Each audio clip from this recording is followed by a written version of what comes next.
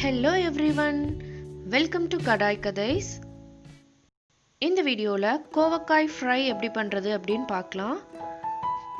அதற்கு நான் ஒரு 1/4 கிலோ கோவக்காயை இந்த மாதிரி நீல வாக்குல கட் பண்ணி எடுத்துக்கிறேன். நீங்க ரவுண்டா ஸ்லைசஸா கூட கட் பண்ணிக்கலாம். ஃபர்ஸ்ட் ஸ்டவ் ஆன் பண்ணி ஒரு கடாய் வச்சுக்கலாம். கடாயில 2 டேபிள்ஸ்பூன் எண்ணெய் சேர்த்துக்கோங்க. எண்ணெய் நல்லா சூடானதும் நாம கட் பண்ணி வச்சிருக்கிற கோவக்காயை சேர்த்துக்கலாம். இந்த ஃப்ரை ரொம்ப சிம்பிள்.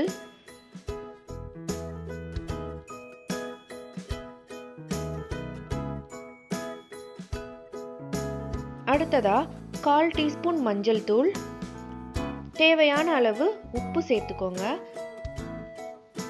ஒரு 2 நிமிஷம் லைட்டா வதக்கி விட்டுட்டு மூடி போட்டு வேக வச்சுக்கலாம்.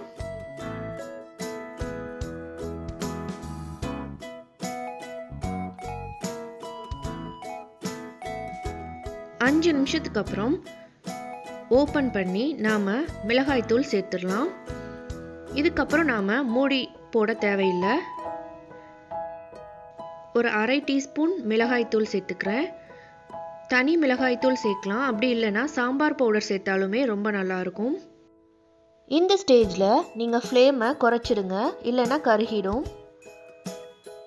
ஒரு 5லிருந்து 10 நிமிஷம் வரை நல்லா ஃப்ரை பண்ணிகிட்டே இருந்தால் கிறிஸ்பியான கோவக்காய் ஃப்ரை ரெடி ஆகிடும்.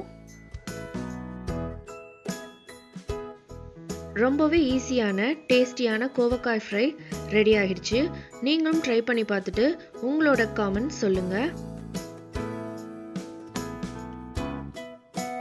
இந்த வீடியோ உங்களுக்கு பிடிச்சிருந்தா மறக்காம சேனலை லைக் அண்ட் சப்ஸ்கிரைப் பண்ணிக்கோங்க.